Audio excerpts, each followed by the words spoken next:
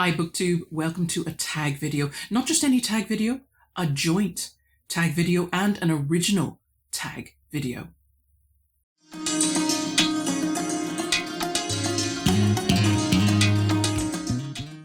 Hi everybody, right, welcome to this new original tag, which is called the Box Office Tops and Flops. Meg at Books Off the Beaten Path and myself, we put this tag together, we put our heads together, did a bit of brainstorming, and what we'd like you to do, if you want to participate in this tag, is to look up, using YouTube Studio, the 5 videos that got you the most views and the 5 videos that got you the least views. And then you're just going to talk through them. You're going to talk through, first of all, why do you think this video got as many views as it got? And then for the highest ones, discuss whether you think each video warrants the number of views that it got, or if it was on the lower end of the scale, can you think of a good reason why people should watch those videos? Okay, that's the name of the game. We'll get started now. Look at mine. This is a screenshot of my 5 tops, and you can see right at the top is, of all things, a non-fiction review. Africa is Not a Country by Dippo Fallion.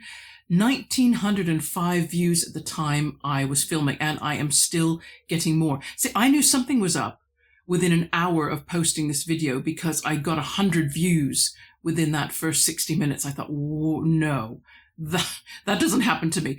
At the time, I didn't know really anything about the YouTube algorithm except that it existed. I did not really know what it wanted or didn't. Now I know a bit more. I've watched Gareth's video at Book Songs and Other Magic when he talked about making better thumbnails. Now, I wondered whether this video did well because of all things, the Benin bronzes that you can see in the thumbnail with the 3 different faces looking in different directions. I just thought maybe this looked like one of those tags where you have lots of faces, appearing on it. I don't know. But then, having read Johann Hari's book, I now believe that this video is doing so crazily well because the title of the book has a negative word in it. It's got the word not.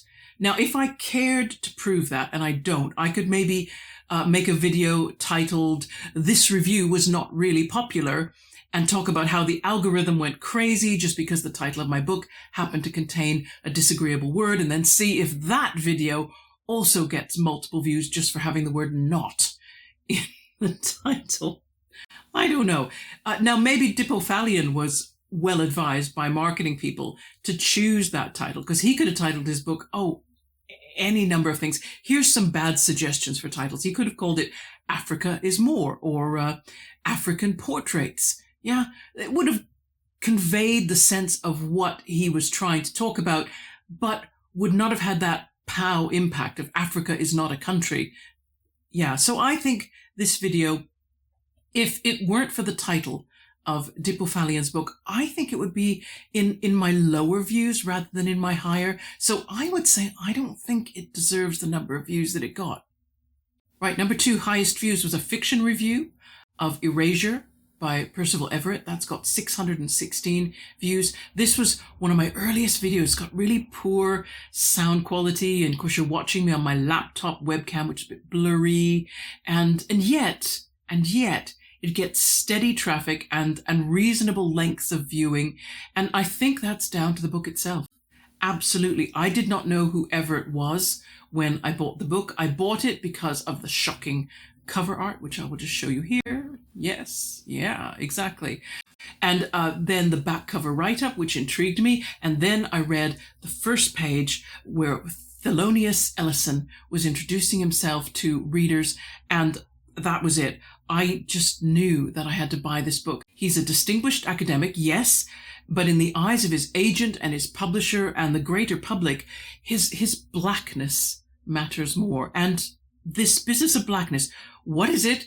He tries to figure it out. And who decides what the definition is? Well, that's even harder to pin down. And that's the essence of this book. But it's a very entertaining and irreverent way of handling the issue. And so I think this video definitely deserves all its views. Video 3, Middlemarch Meditations, number 20, about Will Ladislaw, 423 views. Well, I think the character's name and the thumbnail featuring the actor Rufus Sewell from the 1994 BBC adaptation. I think that did all the heavy lifting in this video. The Middlemarch Meditations, they get a steady trickle of views, but they don't get this kind of attention. I was pleased with the video for its content, but I doubt everyone who viewed the video watched it all the way through with me going through, jumping down all my rabbit holes, as I usually do. Number 4 in my tops was a fiction review of Love and Other Demons by Gabriel Garcia Marquez, and that got me 353 views. I'm always pleased to see more views of this video. The novel is so worth reading. And number 5 was another fiction review, one of my earliest fiction reviews of Myra Breckenridge by Gore Vidal, 324 views. This was only the 9th video I made. I had to check the number. If you type Myra Breckenridge book into the YouTube search window, this review should come right up at the top. And you have to scroll down a fair way before you find another book review. I mean, there was a film and there's plenty of reviews of that, but not the book. So I think this video did well because it seems to be the most in-depth review of the novel on YouTube, and I'm kind of proud of that. I think it is a book which deserves to get more attention than it actually gets. Okay, let's talk now about my 5 flops, my lowest views.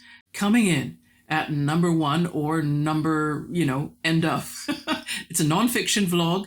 It was vlog 3 of 3 of Adam Zamoyski's 1812 Napoleon's Fatal March on Moscow. Had only 15 views. I didn't even try to make this video appealing. I don't think there was a way to make it appealing. Vlog 2 had already been full of horror about the loss of men and animals and property and crops, the complete waste created by Napoleon's blind ambition combined with the disorganization of the Russian army. Vlog 3 was never going to be happy viewing, so I excuse all the people who skipped vlog 3 for the sake of their sanity. I get it. Next up is a fiction review, 5 Survive by Holly Jackson, also 15 views. This was Heather reading a YA novel, a rare event, not unknown, but a rare event. I imagine this book was reviewed to death by younger booktubers when it was a new release. So, and I don't think a lot of my viewers are YA readers for the most part. I stand by the review, however. Holly Jackson is young, she's just in her 30s, but she created a very tightly constructed thriller that pressurized the characters into revealing themselves bit by bit. And I liked the balance between things that were closed in the ending and things that remained open and uncertain. Flop number 3 was a fiction review of Welcome to the World, Baby Girl by Fanny Flagg. That only got 19 views. I'm not sure why this video has low views. Maybe because the cover graphic and the title, when combined with Fanny Flagg's reputation, clearly defined this novel as women's fiction. I hate the moniker because it puts people off books that I think anybody could read, but there you go.